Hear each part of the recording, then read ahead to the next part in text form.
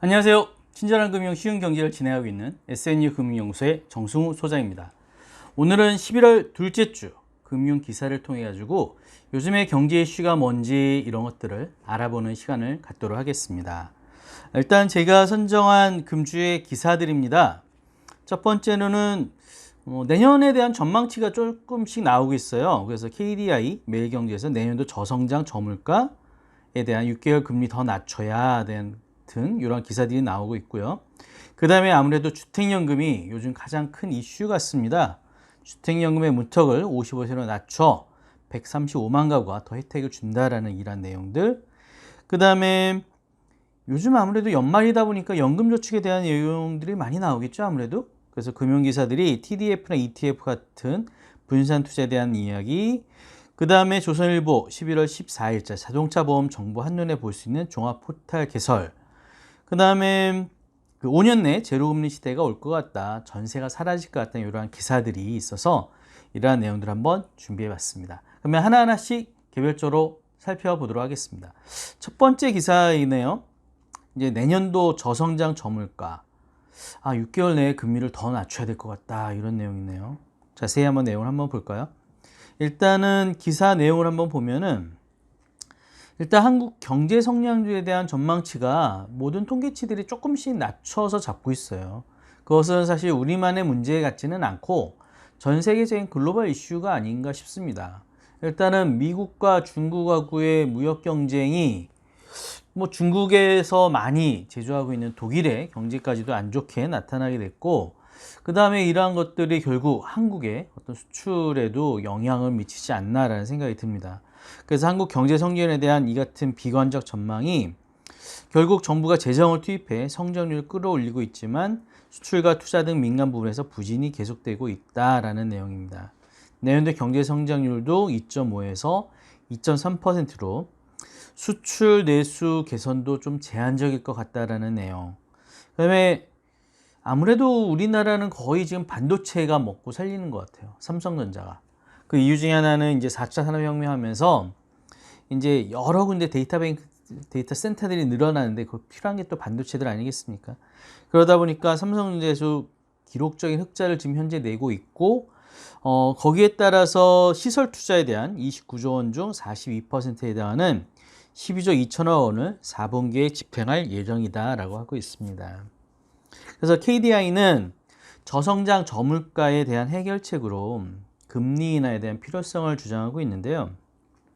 요거는 전 세계적인 모든 큰 나라들이, 대부분의 나라들이 사실은 금리를 낮춰 통화를 좀 확대시켜 가지고 소비를 좀 진작시키자라는 쪽으로 가고 있는 것 같습니다. 그래서 KDI는 저성장 저물가에 대한 해결책으로 금리 인하 필요성을 주장했다. 정규철 KDI 연구원은 경기가 빠르게 개선되기 어려운 상황이므로 완화적인 통화 정책을 통해 경기 회복을 뒷받침할 필요가 있다라고 주장하고 있다. 정의원은 덧붙여 현재의 통화 정책은 물가 안정보다는 금융 안정에 더 주안점을 두는 기조다라고 하고 있습니다. 일단 우리나라에서는 염려되는 것 중에 하나는 이제 디플레이션에 대한 발생 가능성이기 때문에 이것을 좀 주의하면서 올려야 된다라는 내용. 그 다음에 한국에 대한 경제 전망치들이 전체적으로 좀 어둡다라는 내용입니다. 그래서 이런 것들에 대해서는 결국 내년도에는 사실은 이제 반도체 경기가 좀 내수가 조금 좀 안정이 돼서 조금은 좀 나아지지 않겠느냐라고 보는 견해도 많이 있는 것 같고, 제가 보는 견해도 사실은 지금까지 계속 나빴잖아요. 계속 나빴기 때문에 2020년 경제 위기가 막 대두가 됐던 것만큼 제가 볼 때는 2020년에 경제 위기가 올 것 같지는 않고 2020년에 조금 좀 회복됐다가 2021년, 2년 이때쯤에 좀 2021년, 22년 이때쯤에 좀 조정을 좀 거치지 않을까라는 그런 생각을 하고 있습니다. 그러다 보니까 이제 사실은 정부에서도 고민인 거예요. 노령인구, 노령화 사회에서 어르신들, 대체 국민연금이나 기초노령연금도 굉장히 적은 것만큼 그분들의 대부분이 사실은 집 한 채를 가지고 있는 경우가 많으니 그걸 담보로라도 생활을 좀 할 수 있었으면 어떨까, 그런 측면에서 주택연금의 문턱을 낮추고 있습니다. 일단 55세로 낮춰서 135만 가구가 더 혜택을 보도록 하겠다라는 내용인데요. 일단은 신문 기사 내용으로 한번 전체적으로 한번 살펴보면요. 현재 주택연금의 가입 연령과 더불어 가지고 인구정책 TF팀이 구성이 돼서 연금 3종 세트에 대한 개편안이 좀 나왔다라고 합니다. 일단 첫 번째로는 주택연금에 대한 내용인데요. 주택연금의 현재 가입 연령은 60세로 되어 있습니다. 그러니까 60세에 도달하시는 분이 사실은 이제 연금 개시가 두 분 중에 한 분이라도, 그런데 그러한 것들이 지금 현재 55세부터 그걸 하겠다라고 하고 있고요. 주택법상 예전에는 주택연금에 가입할 수 있는 주택도 좀 제한이 좀 있었습니다. 어려우신 분들에게 노인복지주택만 가입이 가능했는데 이것이 좀 완화가 됐다는 내용이죠. 그래서 전세를 준 단독 다가구 주택이나 주거용 오피스텔도 주택연금 가입을 허용할 계획이다. 정부는 이처럼 제도가 바뀌게 되면 약 135만 가구가 주택연금 가입 대상에 추가될 것으로 예상하고 있다라고 합니다. 이 얘기는 쉽게 얘기해 가지고, 내가 집이 한 채가 좀 더 있는데 그 한 채를 내가 월세나 아니면 뭐 전세를 주고 있다라고 하면은 그 월세도 받으면서 주택연금도 받을 수 있다는, 이거는 굉장히 좀 획기적인 것 같아요. 솔직한 얘기로. 그러면은 이중으로 좀 어떻게 생활비를 좀 받으실 수가 있는 부분이 있으니까 이것은 어떻게 될지. 왜 그러면은 이것도 저는 사실은 굉장히 국가가 가져가는 미래 리스크라는 생각을 가지고 있거든요. 나중에 이거 다 세금으로 보존해 줘야 될지도 모르는데, 주택가격 떨어지게 되면. 아무튼 현재 시점에서는 확대하고 있다는 거. 어차피 국민 부양하기 위해서 세금으로 기초노령연금이원이 이런 늘리는 것보다도 있는 자산을 통해 가지고 뭔가를 좀 해보겠다라는 게 더 낫지 않느냐라고 판단하는 것 같습니다.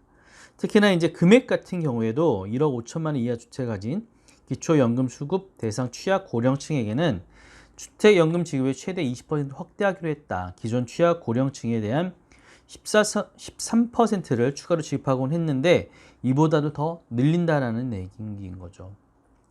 특히나 공시 가격도 공시가 9억 원 기준 완화로 돼서, 사실은 공시가가 9억이라면은 매매가가 한 12억 정도 돼도 공시가가 한 9억 정도 되지 않겠습니까? 그러면은 그런 분들에게도 사실은 큰 메리트로 적용하지 않을까라는 생각이 듭니다.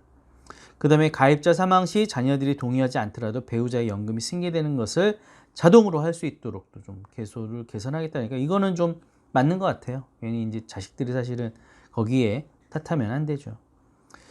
그 다음에 이제 그동안 발표했던 그 퇴직연금에 대한 내용입니다. 퇴직연금. 정부는 그동안 발표했던 투자 일임형 및 기금형 퇴직연금, 디폴트 옵션 등을 도입하는 내용의 퇴직급여법 개정안이 국회를 통과할 수 있도록 정책 영역에 집중한다는 방침이다. 사실은 디폴트 옵션이 어디에 행해 있는지도 사람들은 잘 이게 안 바꾸거든요. 그러다 보니까 거기에 좀 더 투자할 수 있는 어떤 방법을 거기다 넣겠다라는 것 같고, 이것이 사실 이제 외국에서 받는 넛지를 이용한 어떤 경제에 대한 정책에 대해서 좋은 성과를 냈던 것 같습니다. 미국의 연금 정책에서. 그래서 앞으로 퇴직연금 사업자가 제공하는 서비스 수준과 성과 등에 따라 수수료가 정해질 수 있도록, 퇴직연금도 결국은 저금리 시대에 결국 운영을 어떻게 하느냐가 가장 큰 관건인데, 그러한 운영 부분에 대해서 보수 수수료가 사실은 문제였었거든요. 그러한 부분도 좀 개중할 수 있도록 좀 법을 지금 좀 개선하겠다라는 측면인 것 같습니다. 특히나 이에 따라 연금계좌 불입 한도가 현행 연 1,800만 원에서 지금 ISA 개인 종합재산관리계좌의 만기가 도래하는 시점에서 이것을 개인연금에 추가 불입할 경우에 세제 혜택을 부여하고 있으니까 연 1,800 플러스 ISA 만기 계좌 금액으로 늘어나게 됐고요. 아울러 50세 이상인 개인연금 세액 공제 한도도 400만 원에서 600만 원으로 확대한다라고 합니다. 이런 것들은 굉장히 큰 혜택 같아요. 솔직한 얘기로. 요즘 같은 저금리 시대에 내가 꼭 찾아 먹어야 될 좋은 정책이 아닌가라는 생각이 듭니다. 특히나 이제 연금저축에 대해서 이어서 기사를 보면 매일경제 11월 15일자 TDF, ETF 분산 투자, 연금 저축 수익 높여야. 사실 TDF니 ETF니 용어가 좀 더 어렵게 느껴질 수 있겠지만 사실은 이런 것들은 자동으로 잘 내 자산을 운영하겠다라는 측면에서 보시면 되세요. 이왕이면 뭐 조금 더 안전하지 않을까. 어떤 측면이냐면은 일단 생명보험사에 있는 연금저축보험 같은 경우에는 공시유형이기 때문에 이자가 굉장히 낮습니다. 그것을 연금저축 펀드로 옮겼을 경우에 연금저축 타겟 데이터 펀드인 TDF나 상장지수펀드, ETF 등으로 직접 다양한 상품으로 포트폴리오를 짜서 수익률을 높일 수 있다라는 측면, 이것이 굉장히 중요하다는 얘기인데요. 일단 TDF가 뭐냐? TDF가 뭐냐 생각해보면은 금방 타겟 데이터 펀드라고 그러지 않았습니까? 일단 TDF는 생애 주기에 맞춰서 주식과 채권의 비중을 조절하는 상품이에요. 그러니까 20, 30대에는 위험이 크지 않기 때문에 기대 수익률이 높은 주식에 좀 더 많은 비중을 더 투자를 하고요. 나이가 들수록 안정성이 높은 채권의 투자 비용을 늘린다라는 방식입니다. 일단 ETF 같은 경우에는 ETF는 일단은 상장 지수라고 생각하시면 돼요. 코스피 지수 많이 들어보셨잖아요. 그러한 지수에 투자가 되는 그 지수에 대해서 투자하는 특정하게 가격을 연동해서 사고 팔 수 있습니다. 그러다 보니까 아무래도 운용에 대한 어떤 수수료나 이런 것도 굉장히 적겠죠.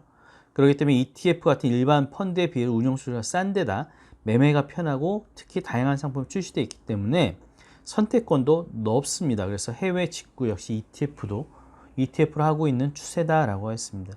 결국 중요한 얘기는 금리가 떨어지는 것만큼 내 연금 자산에 대한 부분도, 연금저축도 사실은 장기 플랜이잖아요. 한 10년 이상 가는, 55세 이후부터 뭐 10년 이상 수령해야 되는 거니까요. 그런 것만큼 효과적으로 잘 운영하셔야 된다라는 내용입니다. 11월 14일자 조선일보에 자동차 보험 정보 한눈에 종합 포털 개설했다라는 내용입니다. 자동차 보험 종합 포털 사이트 카인포 KNIA5R.KR이 개설됐다는데 예전에는 이런 거 있었는지도 사실 모르실 수도 있겠는데 예전에는 자동차 36에 접속해 중고차 시세나 매물을 볼 수 있었고 보험 담화를 통해 접속하면 보험 상품 가격을 비교할 수 있었고 과실 정보 포털에 들어가면 교통사고 시 예상 과실 비율을 확인할 수 있었는데 이러한 것들을 전반적으로 다 자동차 보험 종합 포털 사이트를 개설했다라는 내용입니다. 그래서 일단 한눈에 뭔가를 다 비교해보고 그러한 정보들도 한눈에 볼 수 있다는 측면에서는 좀 더 나아진 게 아닌가라는 생각을 갖습니다. 조선일보 지금 재테크 박람회 진행하고 릴레이 인터뷰를 지금 진행하고 있는데요. 일단은 KB증권의 서영호 전무님이 했던 내용에 대해서 좀 정리를 해드렸는데 여기에 5년 내 제로금리 시대가 우리나라도 도래할 것이다 라는 내용과 그렇게 될 경우에 초저금리 시대에 살아남을 수 있는 튼튼한 생명보험사나 은행을 찾아야 되고 그 다음에 성장이 정체된 경제에 배당이 없거나 짠 주식은 주가가 오르기 힘들다. 플러스 알파 수익을 내기 위해 해외 투자에도 더욱 늘어나고 관심을 가져야 되며 금리가 낮아질수록 부동산 시장에서는 전세는 사라지고 월세 중심으로 외국처럼 재편될 것이다 라는 전망이 좀 나와서 그 내용도 나오고 저는 이거는 비슷하게 좀 생각을 해요. 일단은 저금리 기조가 계속 갈 경우에 해외로 눈을 돌려야 되는 건 너무나 맞고 금리가 이렇게 계속 낮을 경우에는 돈 대출하기가 쉬운데 누가 요즘 전세하겠어요. 차라리 월세 중심으로 좀 개편이 되지 않을까라는 생각을 가지고 있고요. 그 다음에 투자는 안방만 고집할 게 아니라 해외로 눈을 돌려 투자 반경을 넓혀야 한다. 아직 성장하는 기업과 자산이 해외에 많이 있기 때문이다. 사실은 우리나라 지난 20, 30년 경제 성장한 것처럼 비슷한 나라들이 있지 않습니까? 뭐 베트남이든 인도네시아든 뭐 중국이든 어디든 이런 데로 좀 눈을 돌려서 좀 더 좀 좋은 투자처를 좀 찾아야 되지 않을까라는 생각이 듭니다.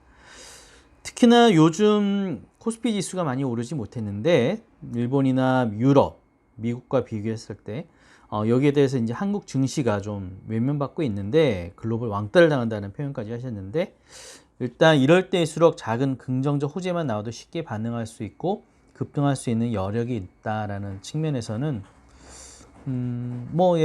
아무래도 상대적으로 안 올랐으니까 호재 있으면 더 오르겠죠. 그래서 오늘 준비한 이번 주 금주 기사는 일단은 금리는 조금 더 내려야 될 것 같고 경제가 활성화되기 위해서 그에 따라 주택연금도 요즘은 좀 문호가 좀 더 낮춰졌다. 문턱이 낮춰져서 많은 분 혜택을 볼 수 있으니까 이것도 좀 관심 있게 제가 유튜브 방송했던 주택연금 한번 검색해서 한번 보신다면은 좀 더 자세한 내용 볼 수 있지 않을까라는 생각이 들고요. 그 다음에 연금저축 같은 경우에도 TDF나 ETF 같은 데 분산 투자를 통해서 좀 더 수익을 높이십시오. 그 다음에 거기에 따라 아까 말씀드렸죠. 50세 이하부터는 400만에서 600만 원, 200만 원 더 추가됐다는 내용. 자동차 정보 포탈이 개설이 됐다는 내용. 5년 내에 제로금리 시대가 도달할 것 같고 전세가 사라질 것 같은 이런 전망에 대한 내용까지 함께 살펴봤습니다. 오늘도 함께 해주셔서 감사합니다. 수고하셨습니다.